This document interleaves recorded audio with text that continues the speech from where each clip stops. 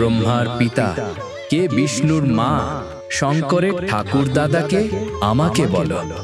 এই সব জানতে হলে অনুগ্রহ করে শুনুন জগৎগুরু তত্ত্বদর্শী সন্ত রামপালজি মহারাজের অমৃত প্রবচন, সমস্ত পবিত্র ধর্মের পবিত্র শাস্ত্রের আধারে।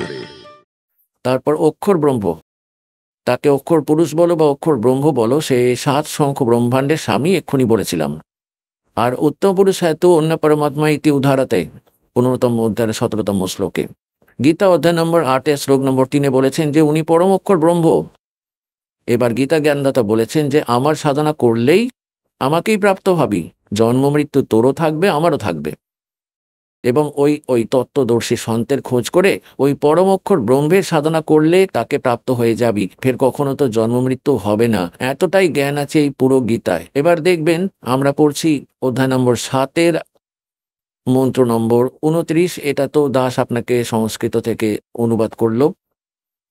এবার দেখবেন তাদের অনুবাদ, যে আমার স্মরণ হয়ে জড়া এবং মরণ থেকে মুক্তির জন্য প্রচেষ্টা করে। জড়া মানে লেখেই নি তারা কি হবে, জড়া মানে বার্ধক্য, বৃদ্ধ অবস্থায় কষ্ট। এই জীবের ওপর দুটি দুঃখ হলো সবচেয়ে ভারী। এক হলো বৃদ্ধ অবস্থা, সমস্ত অঙ্গ শিথিল হয়ে যায়, কত রোগ ঘিরে ফেলে। আর তারপর মৃত্যু, দেখো কত সুন্দর ছেলে আছে, মেয়ে আছে, কারোর বাড়ি আছে, কুঠি আছে, আর মন কত ভরে থাকে, 1 মিনিটে মৃত্যু হয়ে যায়, ছাই হয়ে গেল এই জীবন। তাই এখানে এতে বলেছে যে যারা জড়া এবং মরণ থেকে মুক্তির জন্য প্রচেষ্টা করছে তারা তৎব্রহ্মের সঙ্গে পরিচিত। এই যে দেখুন, যে আমার শরণাগত হয়ে জড়া এবং মরণ থেকে মুক্তির জন্য প্রচেষ্টা করে ওই পুরুষ, ওই ব্রহ্ম মানে ব্রহ্মকে, তৎব্রহ্ম, তৎব্রহ্মের সম্পূর্ণ আধ্যাত্মকে তথা সম্পূর্ণ কর্মকে জানে। এবার দেখুন অষ্টম অধ্যায়ের প্রথম মন্ত্রে অর্জুন জিজ্ঞেস করলো, কিম তৎব্রহ্ম কিম আধ্যাত্ম কিম করম পুরুষোত্তম অধিভূতম চ কিম প্রোক্তম অধিদেবম কিম উচ্যতে। সে জিজ্ঞাসা করলে যে ব্রহ্ম কি, ওই তৎব্রহ্ম কি। এবার গীতা জ্ঞানদাতা 8ম অধ্যায়ের 3য় শ্লোকে বলে দিয়েছে। 8ম অধ্যায়ের 3য় শ্লোকে উনি পরম অক্ষর ব্রহ্ম। এবার পুণ্যাত্মারা, এত অদ্ভুত জ্ঞান আছে এই অমূল্য গ্রন্থতে, অমর গ্রন্থতে মানে গীতাতে, অথচ এই নকলিরা শ্রীকৃষ্ণকে সুপ্রিম পাওয়ার বলে। শ্রীকৃষ্ণ জিততে এখানে কোনো রোলই নেই। গীতাতে কোথাও পুজোর বিধি বলা নেই, পুজোর কোনো উল্লেখই নেই। সে 3 গুণ বলা হয়েছে, রজগুণ ব্রহ্মা, শতগুণ বিষ্ণু, তমগুণ শিবজি। এবার গীতা জ্ঞানদাতা কে? সে হলো ব্রহ্ম।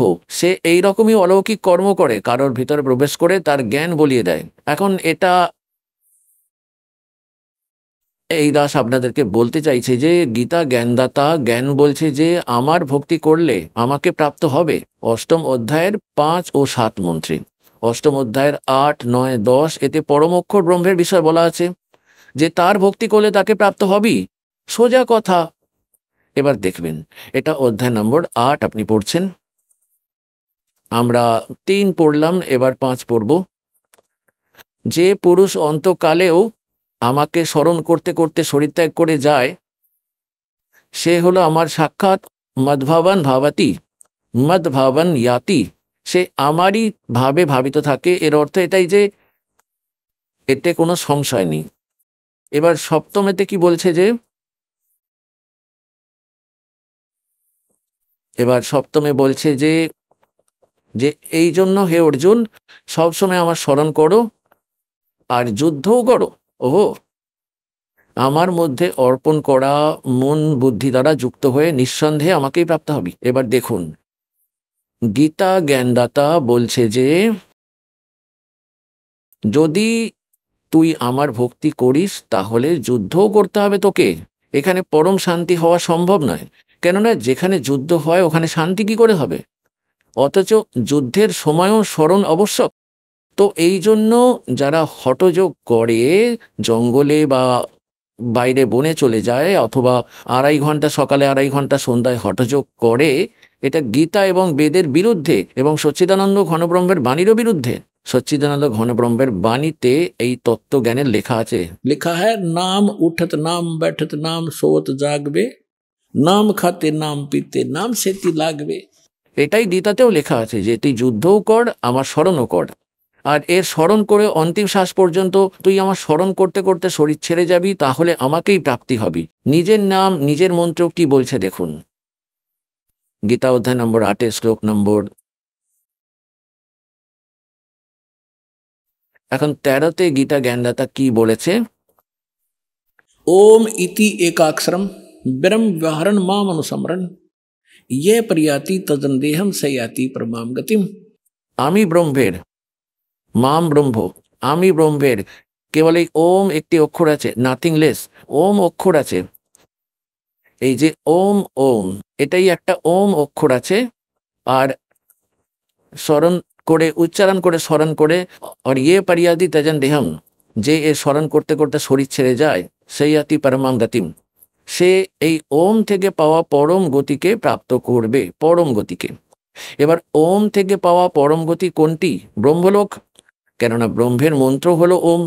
ওম মন্ত্র জপ করলে ব্রহ্ম প্রাপ্ত হবে। আর ব্রহ্মলোকে চলে যাওয়া প্রাণীরাও পুনরাবৃত্তিতে আছে। অষ্টম অধ্যায়ের 16তম শ্লোকে লেখা আছে। এই যে দেখবেন অষ্টম অধ্যায়ের 16তম শ্লোকে, যে হে অর্জুন, ব্রহ্মলোক পর্যন্ত সমস্ত লোক পুনরাবৃত্তিতে আছে। হায় হায়, ব্রহ্মলোকে চলে যায়, তাদেরও জন্ম মৃত্যু হয়ে থাকে। এখানে সামনে একটু ভুল করে ফেলেছে, পরে বোঝাবো, এখন সময় নেই। এখন যেটা দাস আপনাদেরকে বোঝাতে চাইছে যে গীতা জ্ঞানদাতা নিজের মন্ত্র ওম বলছে এবং তার থেকে পাওয়া পরম গতিটি ব্রহ্মলোক। ব্রহ্মলোকে চলে গিয়েও ফের পুনরাবৃত্তি, জন্ম মৃত্যু ফিরে আসে এবং নিজের স্থিতি বলছে দ্বিতীয় অধ্যায়ের 12 শ্লোকে, 10ম অধ্যায়ের 2য় শ্লোকে, 4র্থ অধ্যায়ের 5 ও 9 শ্লোকে, যে অর্জুন তোর আর আমার অনেকগুলো জন্ম হয়ে গেছে এবং পরেও হতে থাকবে। এটা ভাবিস না, তুই জানিস না, আমি জানি। এই জন্য সে বলল যে 18তম অধ্যায়ের 62তম শ্লোকে, যে তুই সর্বভাবে ওই পরমেশ্বরের স্মরণে যা, তার কৃপাতেই তুই পরম শান্তি এবং সনাতন পরম ধাম প্রাপ্ত হবি। এবং তার মন্ত্র কোনটি? ওই ওই পরমাত্মার ভক্তির পরম অক্ষর ব্রহ্মের সাধনা করার ওম তৎসৎ। 17তম অধ্যায় 23তম শ্লোকে আবারও আসবো। এই হলো 17তম অধ্যায় শ্রীমদ্ ভগবদ গীতা। আর এটা 17তম অধ্যায়ের 23তম, 17-23তম শ্লোক। ओम तत्सत इति निर्देश ब्रह्मण त्रिविध समर्थ ब्राह्मणा तेन वेदा च यगा विहिता पुरा। ओम ओम तत् तत् सत सत। এই রকমই এই 3 প্রকারের সচ্চিদানন্দ ঘন ব্রহ্ম, ওই পরম অক্ষর ব্রহ্মের মন্ত্র বলা হয়েছে এখানে। এবার সচ্চিদানন্দ ঘন ব্রহ্ম, পরম অক্ষর ব্রহ্মের মন্ত্র হলো ওম তৎসৎ। তাকে পাওয়ার, ওম তো পুনাতারা সহজ, এটা ব্রহ্ম খড়পুরুষের, এবং যে তৎ আছে সেটা অক্ষর পুরুষের, ওটা সাংকেতিক কোড ওয়ার্ড আছে। তো এই দাসের কাছেই আছে, এই পৃথিবী বিশ্বের কারো কাছে নেই। আর সৎ যেটা, এটা পরম অক্ষর ব্রহ্মের, এটাও কোড ওয়ার্ডে আছে, সাংকেতিক শব্দ। ওম আর তৎ যে সাংকেতিক শব্দটি আছে, এই দুটো মিলে সৎ নাম হয়, 2 অক্ষরের। এবং যাদেরই আজ অবধি মোক্ষ হয়েছে, এই মহাপুরুষরা এই সৎনাম জপ করেছেন। এবং যে সৎ আছে, এটা সার নামের দিকে সংকেত দিচ্ছে। এটাও এক অন্য মন্ত্র আছে, যে ভক্তদের প্রাপ্ত হয়ে গেছে তারা খুব ভালোভাবে জানে। এবার অষ্টম অধ্যায়ের 8, 9, 10 তিনটি শ্লোকে গীতা জ্ঞানদাতা এই পরম অক্ষর ব্রহ্মের সাধনার জন্য বলেছেন। ওনার ভক্তি করলে ওনাকেই প্রাপ্ত হবি, আমার করলে আমাকে প্রাপ্ত হবি। আমার ভক্তি করলে জন্ম মৃত্যু তোরও থাকবে, আমারও হতে থাকবে, সনাতন পরম ধাম প্রাপ্ত হবে না। পরম শান্তি হওয়া সম্ভব নয়, ওই স্থান প্রাপ্ত হওয়া সম্ভব নয় যেখানে যাওয়ার পর ফিরে পুনরায় এই সংসারে আসে না। আর এগুলো ছাড়া পূর্ণ মুক্তিও সম্ভব নয়, পরম শান্তিও সম্ভব নয়, আর এই জন্ম মৃত্যুর কষ্টও মিটবে না। এবার দেখবেন শ্রীমদ্ ভগবদ গীতা অষ্টম অধ্যায়ের 8, 9, 10 আপনাদের সামনে তুলে ধরব। অধ্যায় নম্বর 8 আর এখান থেকে শুরু করব। এই অবধি তো সে তার নিজেরটা বলে দিয়েছে যে হে অর্জুন, সপ্তম অবধি যে হে অর্জুন, এই জন্য হে অর্জুন সবসময় আমার স্মরণ করো আর যুদ্ধও করো। এই প্রকার আমার মধ্যে অর্পণকারী মনোভাব দ্বারা যুক্ত হয়ে নিঃসন্দেহে আমাকেই প্রাপ্ত হবি। আর তারপর অষ্টম থেকে কি বলছেন? अब अभ्यास योग युक्तेन चेतसा न न अन्यगामिना परमम पुरुषम दिव्यम याति पार्थ अनुचिंतन। এখানে দেখুন, হে পার্থ, হে পার্থ, এটাই নিয়ম আছে যে পরমেশ্বরের, ওহো, দেখুন পুণ্যাত্মারা, ডেফিনেশন অফ গড কি এটাও আজ অব্দি আমাদেরকে বলতে পারেনি আমাদের নকল ধর্মগুরুরা। ঈশ হলো খর পুরুষ, ঈশ্বর হলো অক্ষর পুরুষ, আর পরমেশ্বর এই সবের থেকে উত্তম। পরমেশ্বর হলো সচিদানন্দ ঘন ব্রহ্ম, উনি পরম অক্ষর ব্রহ্ম। তারপর এখানে বলছে যে ওই পরমেশ্বরের ধ্যান করলে, উনার ভক্তি করলে উনাকেই প্রাপ্ত হয়। হে পার্থ, পরমেশ্বরের ধ্যানের অভ্যাস রূপ যোগ দ্বারা, এটা নয়, অভ্যাস যোগ যুক্তেন, যে মন্ত্র বলেছি তার অভ্যাস করলে এবং অন্য কোনো দিকে না যাওয়া চিত্তে, অর্থাৎ অন্য কোনো সাধনা করা ব্যক্তি এবং নিরন্তর চিন্তন করতে করতে পরম দিব্যম পুরুষম, পরম প্রকাশরূপ নেই, পরম দিব্য পুরুষকে, অর্থাৎ ওই পরমেশ্বরকে, পরম অক্ষর ব্রহ্মকেই প্রাপ্ত হয়, অন্য কাউকে নয়। এবার দেখুন নবমে কি বলছেন। অষ্টম তো আমরা পড়লাম, এটা নবম। অষ্টম এটা পড়ে নিলাম, এবার নবম। এখানে লেখা আছে যে, এখানে কবিয়ম শব্দ লেখা আছে, এটাকে এখন ছেড়ছাড় করবো না, লম্বা বিষয় হয়ে যাবে। ওনারা এর অর্থ দিয়েছেন যে সর্বজ্ঞ। কবিয়মের অর্থ হলো কবির দেব লিখতে হতো, যেই কবির দেব অনাদি, সবার নিয়ন্ত্রক, সূক্ষ্ম থেকে অতি সূক্ষ্ম, সবার ধারণ পোষণকারী, অচিন্ত স্বরূপ, ওই হয়ে সূর্যের সদৃশ্য, নিত্য চেতন, আদিত্য বর্ণম, সাকার পরমাত্মা, তেজময় শরীর যুক্ত। এর অর্থ এটাই হয়। অবিদ্যা হতেই ঊর্ধ্বে, অর্থাৎ অতি ঊর্ধ্বে, যাকে কেউ জানে না, ওই সচ্চিদানন্দ পরমেশ্বরের স্মরণ করতে করতে, আহা, এটা দশম, এই যে দশম শ্লোক অষ্টম অধ্যায়ের, করতে করতে ওই ভক্তিযুক্ত পুরুষ সাধক অন্তকালে যোগ বলে, যোগ মানে সাধনার শক্তিতে, দুকুটির মধ্যে প্রাণকে ভালো মতো স্থাপিত করে এবং নিশ্চল মনে ওই তিন মন্ত্রের জপ স্মরণ করতে করতে ওই দিব্যম পরমম পুরুষম, ওহো, পরম অক্ষর ব্রহ্মকে, দিব্যরূপ পরম পুরুষকে, গীতা জ্ঞানদাতা থেকে অন্য যিনি পরম অক্ষর পুরুষ আছেন তাকেই প্রাপ্ত হয়। এবার পুণ্যাত্মারা, দাস আজকে সৎসঙ্গ করতে চাইছিল যে বিষয়ের ওপর, তার ভূমিকা তৈরি হলো, 2 ঘন্টা তো ভূমিকা তৈরি হলো সবে। আজ দাস আপনাদেরকে যেটা বলতে চাইছিল যে ব্রহ্মা বিষ্ণু মহেশের স্থিতি কি এবং গীতাতে তাদের সংজ্ঞা কি দিয়েছে, এটা লম্বা বিষয় হয়ে যাবে, ফের কালকের সৎসঙ্গে শোনাবো। আর দ্বিতীয় যেটা শোনাতে চাইছিলাম যে এটাই হলো বাস্তব জ্ঞান আমাদের সদ্গ্রন্থের। আর এই রাধা স্বামীওয়ালারা কে কি কি বলেন আমাদের, যে আমাদের গুরুর জ্ঞান তো এই গীতা বেদ পুরাণের ওপরের জ্ঞান, আমাদের গীতা আর বেদের ওসবের কোনো প্রয়োজন নেই। তাদের জ্ঞান দেখাতে চাইছিলাম, কিন্তু সময় অল্প রয়েছে। কেমন জ্ঞান তাদের কাল বলবো আপনাদেরকে।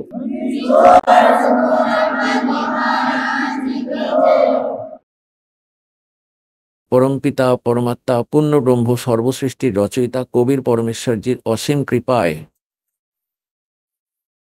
আপনারা সকল পুণ্য আত্মারা পরমেশ্বরের মহিমা শোনার জন্য উপস্থিত হয়েছেন। সৎসঙ্গে আসলে প্রাণীর জ্ঞান হয়, এই জীব জানতে পারে যে তুই কে, আপনার মানব শরীর কি উদ্দেশ্যে প্রাপ্ত হয়েছে, আপনি কি করছেন আর আপনাকে কি করা উচিত ছিল। যতক্ষণ সৎসঙ্গে প্রাণী না আসবে, যথার্থ জ্ঞান শোনার সুযোগ তার হবে না, ততক্ষণ সে তার দৈনিক ক্রিয়াগুলিকে শ্রেষ্ঠ মনে করে করতে থাকবে। তা সে কেউ চুরি করছে, অথবা কেউ ঘুষ নিচ্ছে, কেউ উল্টো পাল্টা করে নিজের রুচি রুটি চালাচ্ছে, কিংবা কেউ কসাইয়ের কাজ করছে, তাতে তার কোনো অবজেকশন মনে হয় না। আর যখন ওই প্রাণী সৎসঙ্গ শোনে, পরমাত্মার বিধানের সঙ্গে পরিচিত হয়, তারপর সে জানতে পারে যে আমি যেটা করছি এটা খুবই ভুল হচ্ছে, এবং জ্ঞান থেকে তারপর ভয় উৎপন্ন হয়। ভয় হলো প্রাণীর পাপ কর্ম করা থেকে বেঁচে যায়। এই জন্য परमेश्वर बोलें, सतगुरु के दरबार में जाइयो बारंबार, बोली वस्तु लखा देवे, सतगुरु है दातार। मात पिता मिल जावेंगे, 184 माही, सतगुरु सेवा और बंदगी, ये बहुर मिलन की नाही। मानुष जन्म पाके जो नहीं रटे हरि नाम, जैसे कुआ जल बिना बनवायो क्या काम। राम रटत कोढ़ी भलो, चू चू पड़े जो चाम, वो सुंदर शरीर किस काम का, जा मुख नाही नाम। राम रटत दारिद्र भलो, टूटी घर की छान, वो सुंदर महल किस काम के, जहाँ भक्ति नहीं भगवान। कबीर सब जग निर्धना, धनवंता ना कोय, धनवंता सो जानियो जिस पे राम नाम धन होवे। पृथ्वी पति चकवे गए, जिनके चक्र चलंत, रावण सरीखे कौन गिने, ऐसे गए अनंत। सर्व सोने की लंका थी, वो रावण से रणधीरम, एक पलक में राज बिराजी, जम के पड़े जंजीरम।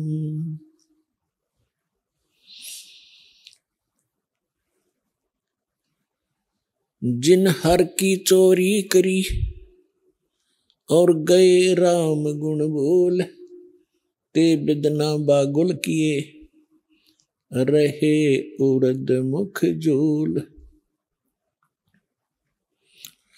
राम रटत कन्यावली, साकट बलो न पूत,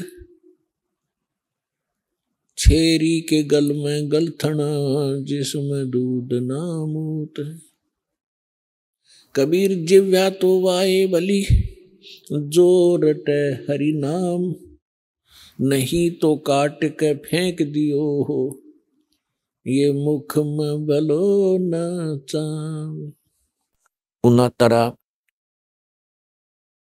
सौभाग्य आपनार, आपनादेर এই অমর বচন, অমৃত বাণী, যথার্থ জ্ঞান এবং প্রকৃত ভগবান, যাকে সত্য সত্যপরতার সত্য সাহেব, সৎ সাহেব বলা হয়, এর বিষয়ে জানতে পারলেন।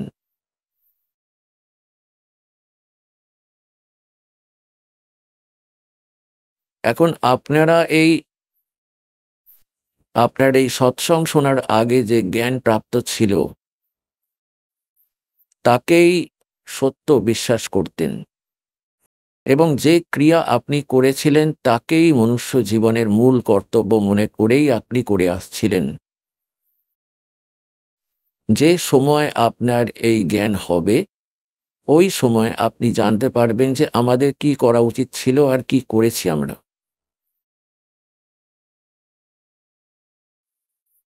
আপনারা এক্ষুনি একটি বাণী শুনলেন के सर्व सोने की लंका थी, रावण से रणधीरम, एक पलक में राज बिराजी जम के पड़े जंजीरम। मन तो सुख के सागर बसरे, भाई और ना ऐसा यसरे। আমরা এখানে ছোটখাটো খ্যাতি প্রাপ্তি করার জন্য কি করি যে না বড় বাড়ি বানিয়ে ফেলি, আর গ্রাম বা নগরের মধ্যে প্রশংসার পাত্র হয়ে যাই, বড় গাড়ি কিনে ফেলি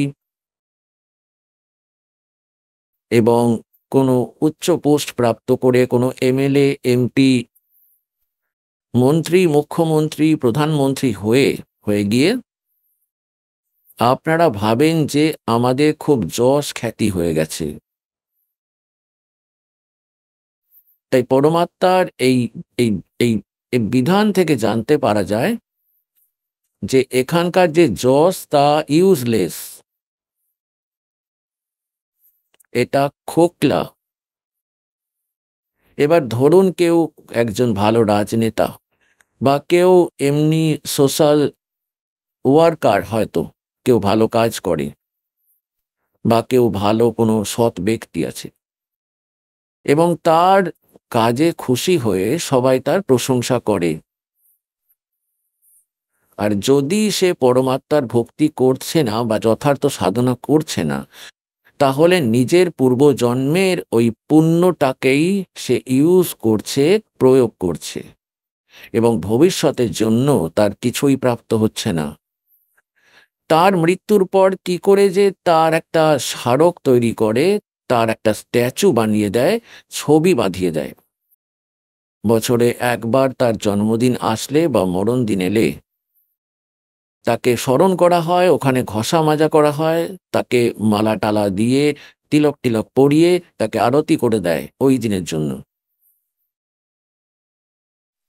আর সত্য ভক্তি না করায় মনে করুন ওখানেই কোথাও কাক হয়ে ঘুরে বেড়াচ্ছে আর নিজের স্ট্যাচুর ওপরেই ওখানে মলত্যাগ করেছে, তার মাথার ওপর বসেই। তাই পরমাত্মা বলেন, मन तो सुख के सागर बसरे, भाई और न ऐसा यसरे। मन तो सुख के सागर बसरे, भाई और न ऐसा यसरे। এমন কোনো আর খ্যাতি নেই যদি তুই সতলোকে চলে যাস, যেখানে কোনো দুঃখ নেই, কোনো রকম কোনো মৃত্যু নেই, বৃদ্ধ অবস্থা নেই, কোনো জিনিসের অভাব নেই, তখন তোর খ্যাতি হবে। এখানে আপনার কোনো খ্যাতি নেই। কি বলছেন? क्या मांगू कुछ थिर न रहाई, देखत नैन चला जग जाई। एक लख पूत सवा लख नाती, उस रावण के दीवान बाती।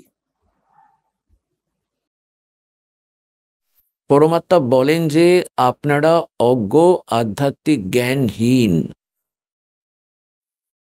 এই জন্য সংসারের ব্যবস্থাপনা ও বস্তুগুলিকেই আপনারা সন্তদের কাছে চাওয়ার জন্য আসতে থাকেন, অথবা মন্দিরে বা অন্য জায়গায়, পাহাড়ে, যেখানেই আপনি যান একটাই উদ্দেশ্য নিয়ে যান। পরমাত্মা বলেন, নিঃসন্তান সন্তানেরই ডিমান্ড করে, নির্ধন ধনেরই ইচ্ছা রাখে,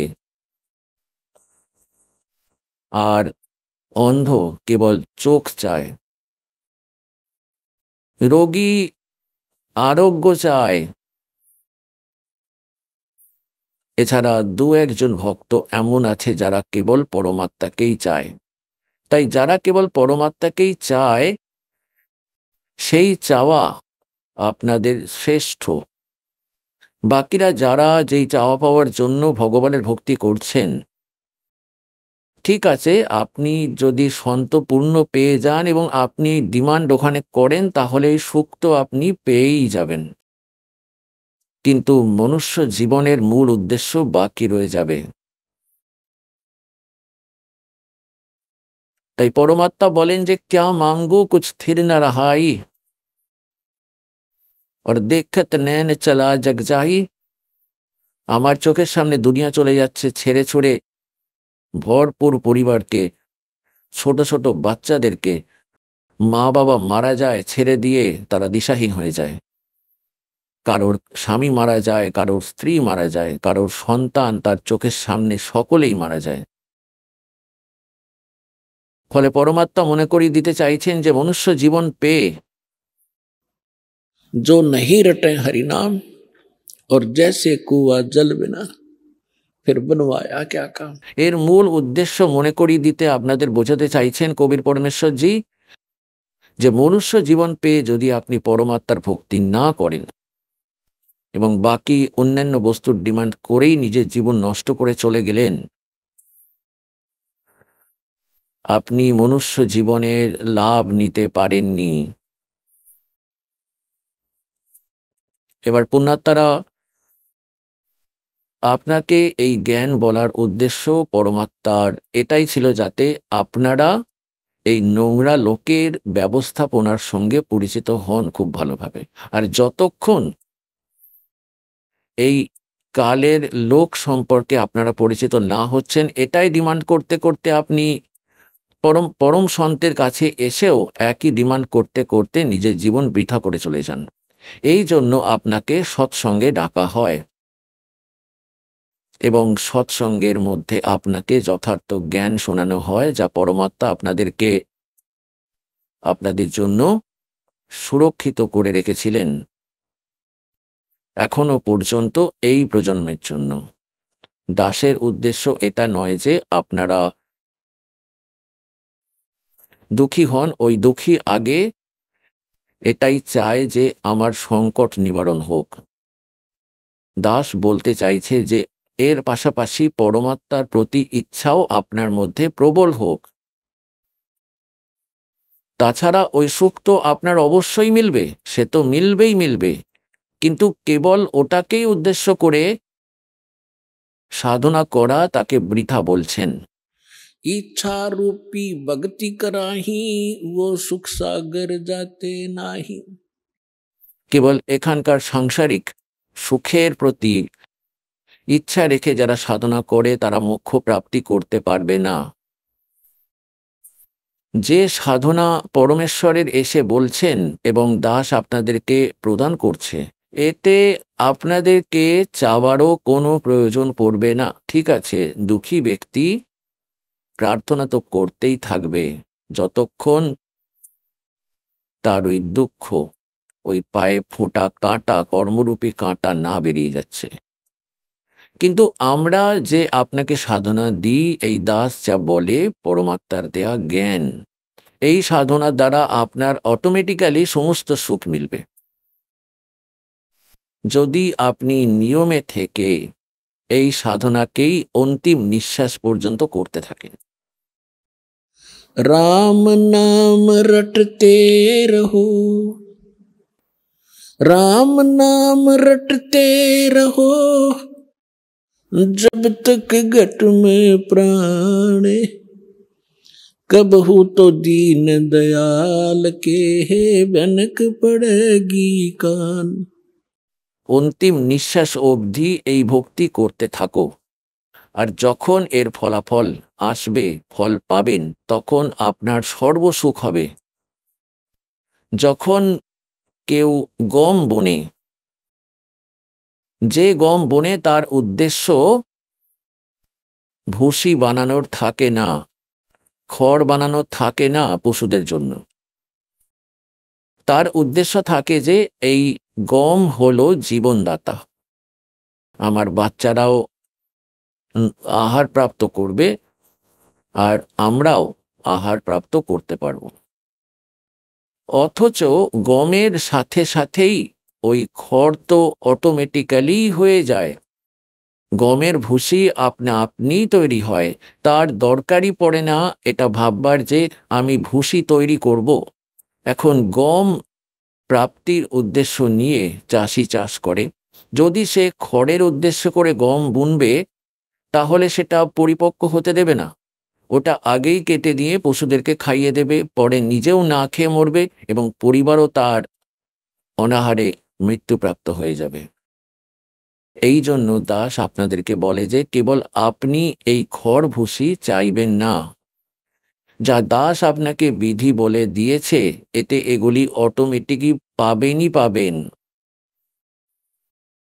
আপনি উদ্দেশ্য রাখুন মোক্ষ প্রাপ্তির। তাই দাস আপনাকে যে ভক্তি প্রদান করছে এটা গড গিভেন, এটা কোনো দুম ভাটের গীত নয়, এটা পরমাত্মারই দেওয়া বিধান যেটা আপনাদের সামনে তুলে ধরা হচ্ছে। আর যেই মহাপুরুষদের পরমাত্মা মেলেন তাদেরও একই সাধনা বলা হয়েছিল যা আজ আপনারা সুযোগ পাচ্ছেন। তাই দাস আপনাকে বারবার একই প্রার্থনা করে আপনার কাছে যে এই ভক্তিকে সফল করুন। এই ভক্তি অসফল কি করে হয়? এক তো জ্ঞান কমজোর হলে আপনার। এই বিষয়ে পরমেশ্বর বলেন যে ज्ञान संपूर्ण हुआ नहीं, हृदय नहीं छदाए, इस देखा देखी भक्ति का भाई रंग नहीं ठहरावे। যতক্ষণ আপনার জ্ঞান সম্পূর্ণ না হবে আপনার হৃদয়ে বিষয়টা গেঁথে যাবে না যে এর চেয়ে আলাদা আর কোনো জ্ঞান নেই, আর এর চেয়ে বড় কোনো ভগবান নেই, এবং যে সাধনা আমরা পেয়েছি এর অতিরিক্ত এই পৃথিবীতে কোনো সাধনা নেই। ফলে আপনি অন্য কোনো স্থান দেখতে পাবেন না। দ্বিতীয় যে আমি এখান থেকে সরে গিয়ে অন্য সন্তের কাছে কল্যাণের ইচ্ছা রাখি অথবা কষ্ট নিবারণের ইচ্ছা রাখি। এই জন্য আপনাকে জ্ঞান করানো হয় প্রথমেই। পরমাত্মা বলেন যে জ্ঞান সম্পূর্ণ হুয়া नहीं, हृदय नहीं छदावे, और देखा देखी भक्तों का यूं रंग नहीं ठहरावे। ধরুন কোনো ভক্ত কাউকে বলে দিচ্ছে যে আমি এই রকম দুঃখে ছিলাম, এই সংকট আমার উপর ছিল, আর আমি ওখান থেকে নাম দীক্ষা নিলাম আর ঠিক হয়ে গেলাম। এবার এই উদ্দেশ্যেই যদি কেউ আসে, খুব ভালো কথা, যে কোনো উদ্দেশ্যেই হোক একবার এই সত্য স্থানে আসুন, তারপর আমরা তাকে জ্ঞান প্রথমে শোনাই। 2 দিন 3 দিন 4 দিন সৎসঙ্গ চলে তো তাকে আমরা জ্ঞান শোনাই। যে উদ্দেশ্য নিয়েই আসুক, যদি সে সৎ উদ্দেশ্য নিয়ে আসে তাহলে স্বস্তি তৎক্ষণাৎ পেয়ে যাবে। ভগবান তো অন্তর্যামী, তিনি ভবিষ্যতে সব জানেন যে এর মধ্যে কি ভাবনা আছে, পরে কি কি গন্ডগোল করতে পারে, তো সেই আধারেই তাকে স্বস্তি দেওয়া হয়। এক ভক্ত বলল আমি এসেছিলাম, আসা মাত্রই আমার সুখ হলো। সেটা কিরকম? সে সব জায়গায় ঘুরে ফিরে নিল এবং সব জায়গায় গিয়ে হাঁপিয়ে গিয়েছিল। সে আর কোনো রাস্তা দেখতে পেল না। পরমাত্মা জানেন যে এবার এ টিকবে আর সে কখনো পথভ্রষ্ট হবে না, তাই স্বস্তি প্রদান করেন। অন্যান্যদের কথা জানেন পরমাত্মা যে আমরা অভ্যস্ত হয়ে গিয়েছি যে কারোর কোনো কষ্ট হচ্ছে, চলো কোথায়, ওই যে যন্ত্রমন্ত্র তার কাছে 500 টাকা দিল, ঝাড়ফুঁক করিয়ে নিল, তুমি তোমার মতো খুশি, আমি আমার মতো খুশি। কিছু 2-1 জনের এরকম অভ্যেস আছে, যেসব এখানে চলবে না। এখানে আমরা আপনাকে পরমাত্মার সঙ্গে জুড়ে দিতে চাইছি, তাহলে একটা সংকট নিবারণ হলো আপনার। পরে আপনি এখানে এলেন না, তাহলে সামনে তো 10টা আরো আসবে, আপনার ওপর আরো পাহাড় ভেঙে পড়বে। এই জন্য ডাকা হয় আপনাদেরকে। এমন জ্ঞান আর এমন ভক্তি দেওয়া হয় যাতে আপনার ভবিষ্যতের যে কর্ম, ভাগ্য কর্মে আর কোনো সংকট থাকলে সেটাও সাথে সাথে সমাপ্ত করে দেয়া হবে। তাই এখানে পরমাত্মা বলেন যে জ্ঞান সম্পূর্ণ হুয়া नहीं और हृदय नहीं छदाया, और देखा देखी भक्ति का रंग नहीं ठहराया। এই জন্য আপনাদের এখানে ডেকে এই জ্ঞান দেওয়া হয়। তো পুণ্যাত্মারা যারাই এখানে আসে তা সে কোনো দুঃখেই এসেছে। কেউ কোনো ভক্তের প্রার্থনা করায় যে চলুন সৎসঙ্গ, অন্তত শুনবেন আপনি, ফলে তার জন্য ওটা বরদান হবে এখানে যে কোনো কারণে যে আসবে। এবং আত্মার তো পরমাত্মার প্রতি টান রয়েছেই, যুগ যুগ ধরে খুঁজছে। পরমাত্মাকে সে পেল না, সে অনেক কয়টি তার শরীর ভুগল, ঋষি হয়ে তপস্যাও সে করে দেখল, এক পায়ে ওপর দাঁড়িয়ে তপস্যা সে করে দেখল, বসে তপস্যা করে দেখল, ধুনি লাগিয়ে সে ব্যর্থ চেষ্টা করেও দেখে নিল, রাজত্ব ত্যাগ করে জঙ্গলে চলে গেল, অর্থাৎ পরমাত্মাকে পাওয়ার জন্য সে যুগ যুগ ধরে প্রচেষ্টাশীল রইল। কিন্তু कहते हैं वस्तु कहाँ खोजे कहाँ, किस विद लग गए हाथ, एक पलक में पाइयो भेदी ले लो साथ। বস্তু কোথায় আর খুঁজছে কোথায়, কি করে নাগাল পাবে? সমাধান বলছেন যে এক পলকে পেয়ে যাবে।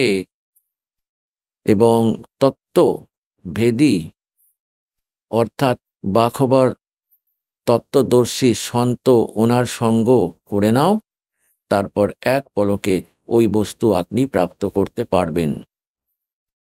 উদাহরণের জন্য, এক সময় খুব বড় ধনী ব্যক্তি ছিল, পুরনো সময়ের কথা। তো সেই সময় ব্যাংক থাকতো না, এরকম কোনো লকারও ছিল না। মাটির নিচে গর্ত খুঁড়ে এক বিশেষ চিহ্ন দিয়ে রাখা হতো, তাতে ধন পুঁতে রাখা হতো চুরির ভয়ে। এক ধনী ব্যক্তি তার জমিতে পুঁতে রাখা সেই ধন, এটা একটা কোড ওয়ার্ডে একটা প্যাডে লিখে দিল, খাতাতে, আর বাচ্চাদের বলে দিল যে বাবা আমি সমস্ত কিছু যা পুঁতে রেখেছি ওই ধন চিহ্ন দিয়ে পুঁতে রেখেছি, চিন্তা করবে না, তোমরা পেয়ে যাবে ঠিক। আর যদি আমার হঠাৎ মৃত্যু হয়েও যায়, আমি লিখে দিয়েছি তোমরা ঠিক পেয়ে যাবে, এখন তোমাদেরকে দেব না, কেননা তোমরা নষ্ট করে ফেলবে। কিছুদিনের মধ্যেই ওই ধনী ব্যক্তির মৃত্যু হয়ে গেল। পিতার অন্তিম সৎকার করার পরে তারা দেখলো যে বাবা তো বলেছিল আমাদের প্রচুর পরিমাণে ধন দাবিয়ে রাখা আছে, তো নিশ্চয়ই কোথাও লেখা আছে। তারা সমস্ত খাতা অর্থাৎ প্যাড, ওই ডায়েরিগুলো দেখলো। একটার মধ্যে লেখা দেখলো যে মন্দিরের গম্বুজে এত টাকা, এত রূপো, এত সোনার আভূষণ গয়না দাবিয়ে রাখা আছে। ওতে লেখা ছিল যে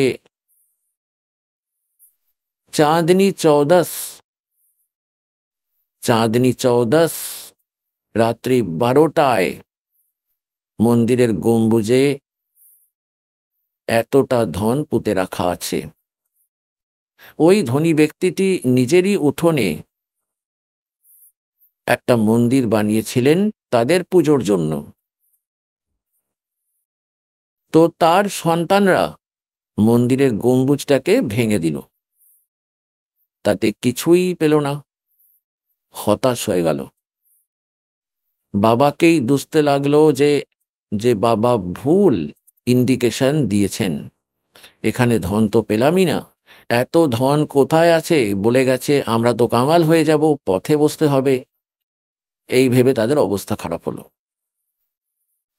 তাদের পিতার এক বন্ধু ছিল, সেও ধনী, সেও শোক প্রকাশ করার জন্য আসলো। ছেলেরা তার পিতার বন্ধুর কাছে সমস্ত দুঃখ জানালো যে আমাদের বাবা মিথ্যা বলে গেছেন, মিথ্যে স্থান বলে দিলেন, ওখানে ধন আমরা পাইনি আঙ্কেল। তো তাদের আঙ্কেল বলতে লাগলো যে বাবা আমাকে দেখাও, কোথায় লিখেছেন তোমার পিতা। সে পড়ল যে যে রাত্রি 12টা বেজে চাঁদনি চৌদাস গম্বুজ, মন্দিরের গম্বুজে এত টাকা, এত রূপো, এত সোনা পুঁতে রাখা আছে। তো তার বন্ধু বলল ওই ছেলেদেরকে যে বাবা এক কাজ করো, এই মন্দিরের গম্বুজটাকে যথাস্থান বানিয়ে দাও, যেমনটা আগে ছিল। তারপর আমি বলছি ওই ধন কোথায় আছে। তার ছেলেরা আবার ওই রকমই বানিয়ে দিল।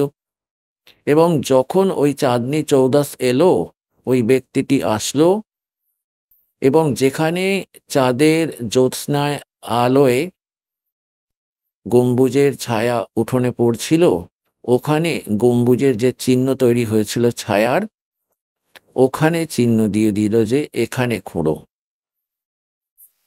তারা ওই স্থানে খুঁড়লো, ওই ধন যেইকে সেই পেয়ে গেল। তাই এখানে পরমাত্মা বলছেন যে আমাদের যে সৎগ্রন্থ আছে এবং মহাপুরুষদের যে বাণী আছে, এগুলি কোড ওয়ার্ডে আছে, সাংকেতিক শব্দ আছে। আর আপনাদের জন্য লুকিয়ে রাখা ছিল এই ধন আজকের এই মধ্যম প্রজন্মের জন্য। তাই এখানে পরমাত্মা বলছেন যে कि वस्तु कहाँ खोजो कहाँ, और किस विद लागे हाथ, एक पलक में पाइयो भेदी ले लो साथ। তাই এই সমস্ত সৎগ্রন্থের ভেদি, এই আধ্যাত্মিক খাজানার বা খবর তত্ত্বদর্শী সন্ত হলো এই দাস রামপাল।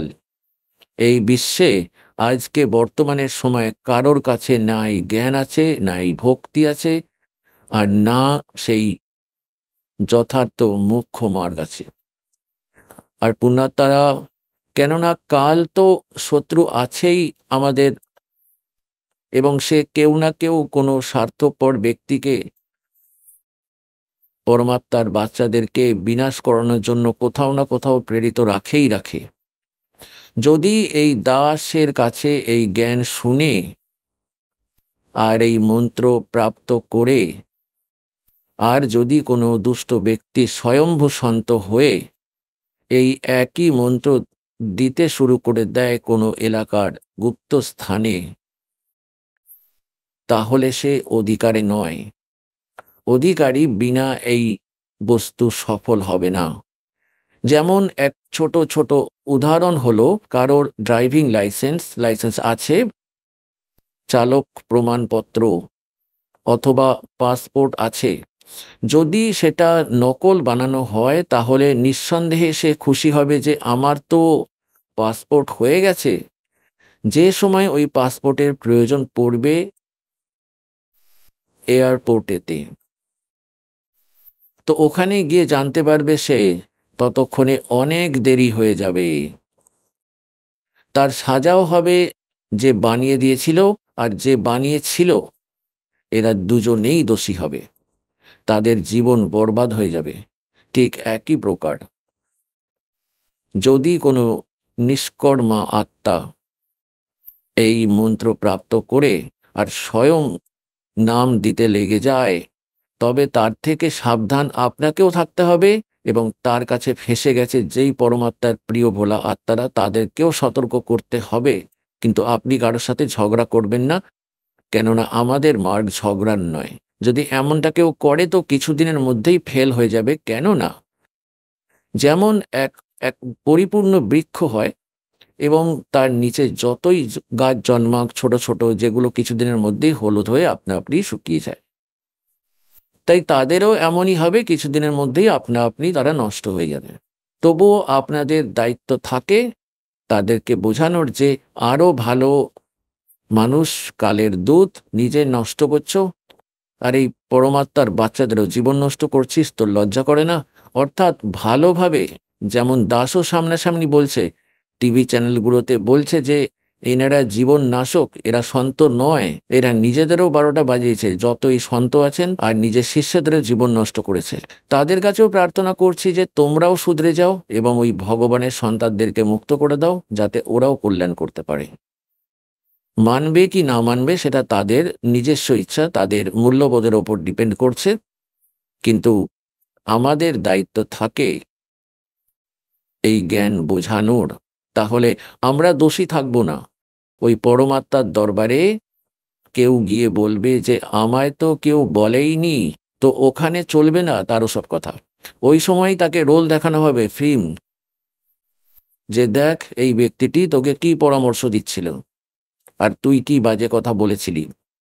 তার মানে আপনি ফ্রি হলেন, আপনি ছাড়া পেলেন, সে দোষী হলো, তাকে শাস্তি ভগবান দেবেন, আমরা দিতে পারবো না।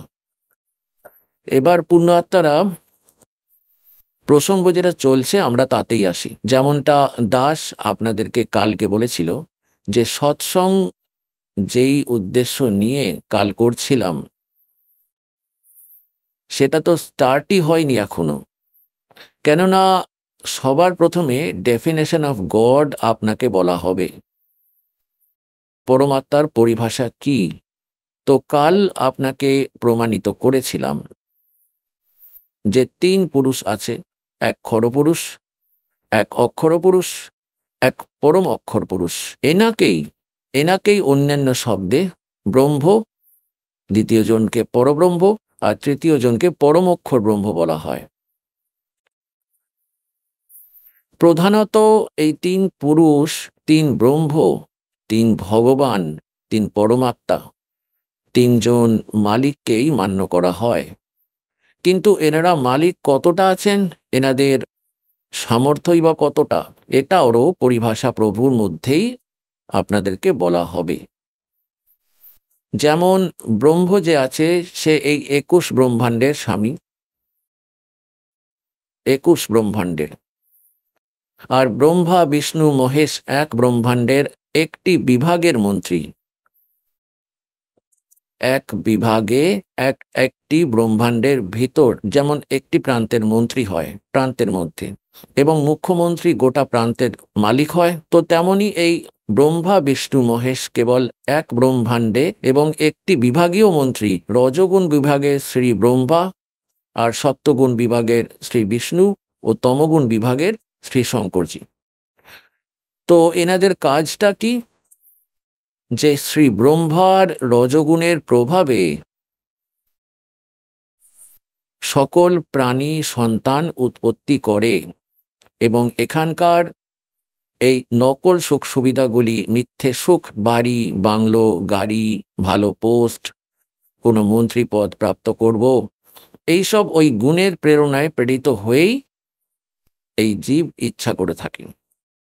তো পুণ্যাত্মাগণ যেভাবে এই 3 ভগবানের শরীরের মধ্যে কাল ভগবান এনাদের পিতা এমন ব্যবস্থা করে দিয়েছেন, এনাদের হাতে কিছু নেই।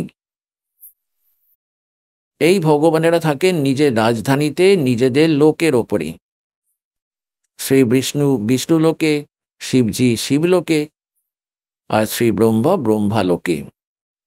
কিন্তু এনাদের শরীর থেকে নির্গত হচ্ছে যে তরঙ্গ, যে রেঞ্জ আছে, তা এই 3 লোকের প্রাণীদেরকে বিশেষভাবে প্রভাবিত করছে। এই পৃথিবীর লোকের ওপর, নিচে এক পাতাল লোকের ওপর, ওপরে স্বর্গলোকের ওপর। যেমন কোনো কোনো বাড়িতে বা কোনো প্রাসাদে কক্ষ আছে, তাতে একটা রান্নাঘরও থাকে, কিচেন, আর কিচেনের মধ্যে লঙ্কার ফোড়ন দেওয়া হচ্ছে। ওই মূল বস্তু সাকার রূপে থাকে কিচেনে, এবং ওর ওই গুণ, লঙ্কার যে গুণ, সেটা অন্যান্য কামরায়, অন্যান্য কক্ষে বসে থাকা ব্যক্তিদের হাঁচতে বাধ্য করে দিল। এবার হাঁচি এলে তাদের হাতে নেই তা আটকাবে, এবং হাঁচি আসলো তার কারণ কি ছিল, যে ওই লঙ্কার ওই তরঙ্গ এসে, রেঞ্জ এসে প্রভাবিত করে দিল, ফলে সবার হাঁচি শুরু হয়ে গেল। এই জীবের ক্ষমতার বাইরে ওটা আটকানো। একই প্রকার ব্রহ্মা বিষ্ণু মহেশকে এই কাল ভগবান নিজের স্বার্থর জন্য নিজের পুত্রের রূপে উৎপন্ন করে এখানকার প্রধান বানিয়ে দিল। এই 3 দেবতা প্রধান এই কালের, এবং এনাদের থেকে নির্গত এই গুণ দ্বারা আমরা প্রভাবিত হয়ে কেমন ক্রিয়া করছি। ব্রহ্মাজির শরীর থেকে নির্গত ওই রেঞ্জ দ্বারা, ওনার তরঙ্গ দ্বারা আমরা প্রভাবিত হয়ে সন্তান উৎপত্তি করে থাকি, এখানকার অর্থহীন রাজপাঠের ইচ্ছে করে থাকি, বড় বাড়ি চাইছি, বড় বাংলো চাইছি, বড় কার চাইছি। তার জন্য আমাদেরকে যতই অনর্থ করতে হোক, তা সে ঘুষ দিতে হোক, অথবা 2-2 5 করতে হোক, অথবা জালিয়াতি করতে হোক, নিজেদের কর্ম খারাপ করতে থাকব। জীব যতক্ষণ এই পরমাত্মার অ্যান্টিবায়োটিক এই ক্যাপসুল খাবে না, এই জ্ঞান এবং এই মন্ত্র জপ না করবে, ততক্ষণ এদের ওপর ওটা প্রভাবিত থাকবে। এবং যখনই অ্যান্টিবায়োটিক আপনার জ্ঞান মিলবে, আপনার সমাধান মিলবে, তারপর এটা নিষ্ক্রিয় হয়ে যাবে। আর বিষ্ণুজির সত্যগুণের প্রভাবে আমাদের এখানে মোহ মমতা আছে একে অপরের মধ্যে, ভাই বোনের ভালোবাসা, মাতা পিতার প্রতি মমতা, পতি পত্নীর মোহ, সম্পত্তির প্রতি নিজের ধারণা দৃঢ় করা যে আমার, এটা আমার। ফলে এটা জীবের ক্ষমতায় নেই যে মন সরিয়ে নিতে পারবে। আর ভগবান শঙ্করের কথা তো আপনারা জানেনই, তমগুণী, এবং তিনি কি করেন? সংহার করেন। এমনটা কেন করেন? যা কিছু সমস্ত কাজ আপনাদেরকে দিয়ে বাই ফোর্স করানো হচ্ছে, বাই ফোর্স। আপনাদের হাতে নেই কোনো কিছুই।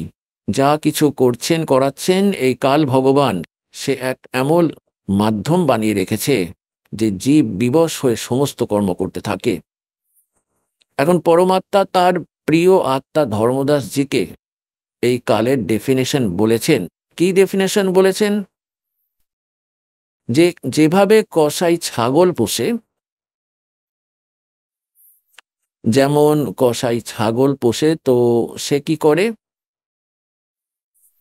যাদের খুব খুব ভালো বড় সেল হয়, তারা কি করে? একটা অনেক বড় চারণভূমি কিনে নেয় এবং ওই মধ্যে ওই ছাগলদেরকে ছেড়ে দেয় এবং তার ভিতরেই একটা পুকুর বানিয়ে নেয়।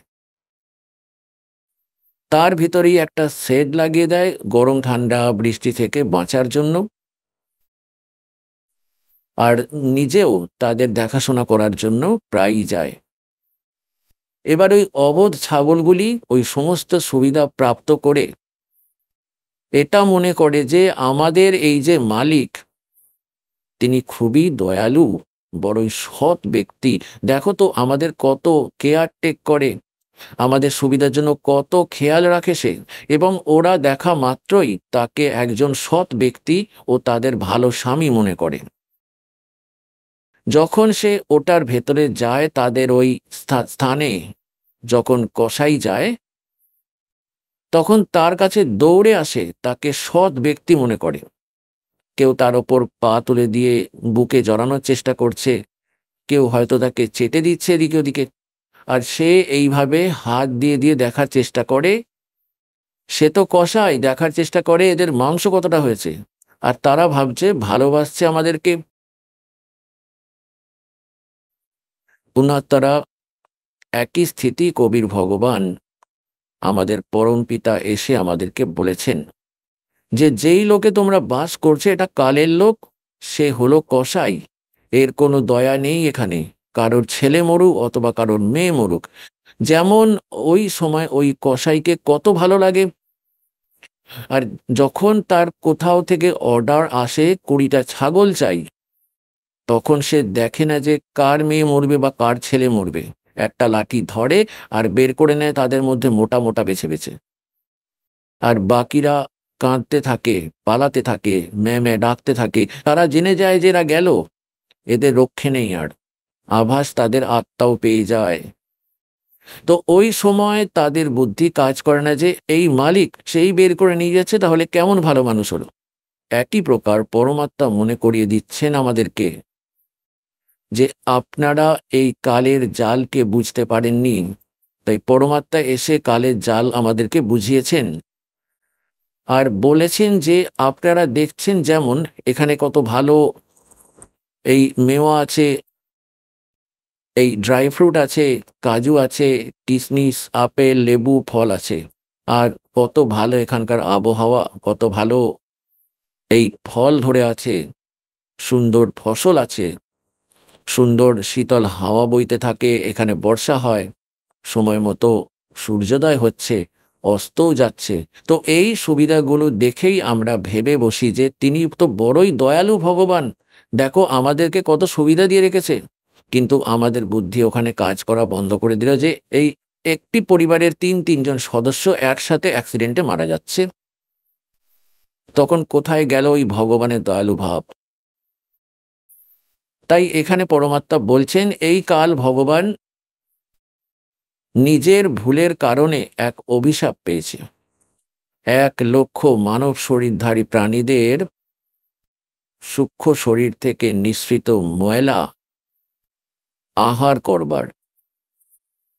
এবার পুণ্যাত্মাগণ, যেমন এই শরীর এটা তো এখানেই রয়ে যায়, যেমন বাদামের ওপরে একটা কভার থাকে, ওই কভারটাকে খাওয়া যায় না, তার ভিতরে দানা থাকে। একই প্রকার আমাদের এই স্থূল শরীরের নিচে একটা সূক্ষ্ম শরীর আছে, আর ওই সূক্ষ্ম শরীরের মধ্যে যেটাই আমাদের স্থূল শরীরের মধ্যে খাই, স্বাদ গ্রহণ করি, আনন্দ নিই, অকাজ করে, সুলফা, মদ, তামাক সেবন করে তার কিছু অংশ, কিছুটা ওই সূক্ষ্ম শরীরের মধ্যে গিয়ে জমা হয়, এবং ওই সূক্ষ্ম শরীরের মধ্যে এই জীব মরে না, এবং সূক্ষ্ম শরীর তাড়াতাড়ি নষ্টও হয় না। এই স্থূল শরীর এখানে কভারটাকে ছেড়ে রেখে ভিতর থেকে দানাটা নিয়ে গিয়ে এক তপ্তশিলা আছে এই কাল ভগবানের 21তম ব্রহ্মাণ্ডে, এবং ওটা আপনা আপনি প্রজ্বলিত থাকে। তার ওপর ফেলে দেওয়া হয়, তাতে এমন সিস্টেম করে রাখা আছে যে তাতে ওই জীব ছটফট করে, ওদের ক্ষমতা নেই ওখান থেকে উঠে যাবে। ওভাবেই পড়ে পড়ে যেমন খই ভাজা হয় বালিতে, আপনা আপনি চটক মটক করে উঠবে, উঠতেই থাকবে। আর যে বেশি তামাক সেবন করেছে, অত্যাধিক কুকর্ম করেছে, বেশি মাংস খেয়েছে, অথবা কেউ মদ পান করেছে, তাদের মধ্যে বেশি ময়লা থাকে, তাদেরকে বেশি সময় রাখে ময়লা নিঃসরণের জন্য। আর তারপর ওই 1,00,000 জীবের থেকে নিঃসৃত ময়লা অটোমেটিক তার একটা পাত্রে চলে যায়, আর তারপর ওই জীবকে ওখান থেকে উড়িয়ে দেওয়া হয়। এবার তারা এসে তারপর মাঝে শীতল এলাকায় এসে একটু নর্মাল হয়ে ধর্মরাজের দরবারে এসে পড়ে, গড়গড় করে পড়ে, যেমন বাজরা জোয়ার পড়ে যেভাবে থ্রেশারের মধ্যে দিয়ে বেরিয়ে। তো ওখানে গিয়ে তারপর লাইনে দাঁড় করিয়ে দেয় যে লাইন লাগাও, নিজেদের কর্ম অ্যাকাউন্ট করাও। আবার ওখানে গিয়ে ওই অ্যাকাউন্ট আলাদাভাবে হবে। তুই এত পাপ করেছিস, এত পুণ্য করেছিস, পুণ্যের জন্য স্বর্গে চল, পাপের জন্য নরকে চল, তারপর 84,00,000 জনিতে চল, এই চক্র যে কে সেই। सतगुरु आए दया करी ऐसे दीन दयाले, बंदी छोड़ वृत्तास कहा जठरगनी प्रतिपाल। সৎগুরু আয়ে দয়া করি, পরমাত্মা স্বয়ং সদ্গুরু হয়ে আসলেন। সদ্গুরু মিন যিনি প্রকৃত জ্ঞান দেন, যথার্থ তথ্য দেন ভক্তির, যে আমরা কে, আমরা কোথা থেকে এসেছি, আমাদের এখানে উদ্দেশ্য কি বেঁচে থাকার, আমরা কেন মারা যাচ্ছি, কেন কষ্ট পাচ্ছি, কারোর পা কাটা যাচ্ছে, কেউ ক্যান্সারে ভুগছে, কারোর মুখের অবস্থা খারাপ হয়ে যাচ্ছে, কারোর প্যারালাইসিস হয়ে যাচ্ছে, কারোর ছেলে মারা গেছে, কারোর মেয়ে মারা গেছে, একই পরিবারের 4 জন সদস্য শেষ হয়ে যায়। এই লোকে তোমরা বাস করছো, কেননা আপনাদের বিকল্প জানা ছিল না। আর যেই নকল সন্তরা পরমাত্মার বাণী চুরি করে, এই রাধাস্বামী পন্থীরা, ধন ধন সদ্গুরু পন্থ, এই জয় গুরুদেব পন্থ, এই যে নিরঙ্কারী পন্থ, আর যতজন ওই অন্যান্য যে হিন্দু ধর্মের ঠিকাদার আছে, তারা কখনো জানে না কি হয়। এটা সবকটা কালের দুধ উল্টে দিচ্ছে আমাদেরকে, নিজেদেরই জ্ঞান ছিল না। এরা সত্যিটা আমাদেরকে বলতে পারেনি, কেননা সবাই কাল প্রেরিত ছিল। পুণ্যাত্মাগণ, 600 বছর আগে ভগবান এসেছিলেন, আর ওই সময়ে তিনি নিজের অমৃত বাণীতে তার যথার্থ জ্ঞান বলেছিলেন। তিনি তার প্রিয় আত্মা ধর্মদাসজি সেগুলোকে লিপিবদ্ধ করলেন, যাকে সচিদানন্দ ঘনব্রহ্মের বাণী বলা হয়ে থাকে, যাকে আমরা কবির বাণী বলে থাকি। গীতা অধ্যায় নম্বর 4 শ্লোক নম্বর 32 এরই প্রমাণ আছে যে আজ অবধি আমি যত তোমাকে সাধনা বলেছি অর্জুন, 25 থেকে নিয়ে 31 অবধি, চতুর্থ অধ্যায়ের 25 থেকে নিয়ে 31 অবধি মন্ত্রতে তো কেউ দেবতার পুজো করে, তো কেউ অধ্যায় করে, কেউ প্রাণায়াম টানায়াম ইত্যাদি ক্রিয়া করে প্রসন্ন হচ্ছে, কেউ যোগ অভ্যাস করে, আর কেউ দেবতাদের পূজা অবধি সীমিত আছে। সবাই নিজের নিজের সাধনাকেই শ্রেষ্ঠ মনে করে, পাপনাশক জানে। কিন্তু ওই পরমেশ্বরের নিজের মুখকমল দ্বারা যে যজ্ঞ ও ধার্মিক অনুষ্ঠানের বিষয়ে বলেছেন, বিস্তারপূর্বক দিয়েছেন, ওটাই তত্ত্বজ্ঞান। চতুর্থ অধ্যায় 32তম শ্লোকে, আবার চতুর্থ অধ্যায় 34তম শ্লোকে বলেছেন যে ওই তত্ত্বজ্ঞান যা ভগবান স্বয়ং এসে বলেছেন, নিজে বলেছেন, ওই জ্ঞান স্বয়ং কোনো তত্ত্বদর্শী সন্তের কাছে গিয়ে বোঝো, তাকে দণ্ডবত প্রণাম করলে, কপট ছেড়ে দিয়ে তাকে প্রশ্ন করলে, ওই তত্ত্বদর্শী সন্ত তোকে ওই তত্ত্বজ্ঞানের উপদেশ করবেন।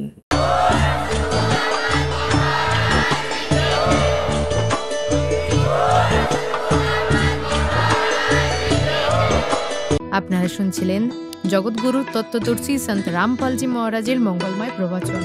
অধিক তথ্য জানার জন্য ভিজিট করুন আমাদের ওয়েবসাইট www.jagatgururampalji.org। সন্ত রামপালজি মহারাজের শুভাশীর্বাদে সম্পূর্ণ বিশ্বে 500-এরও অধিক নাম দীক্ষা কেন্দ্র আছে, যেখানে সন্ত রামপালজি মহারাজের দ্বারা অনলাইনে সম্পূর্ণ বিনামূল্যে নাম দীক্ষা দেওয়া হচ্ছে। আপনার নিকটবর্তী নাম দীক্ষা কেন্দ্রের ঠিকানা জানার জন্য যোগাযোগ করুন 918882914911।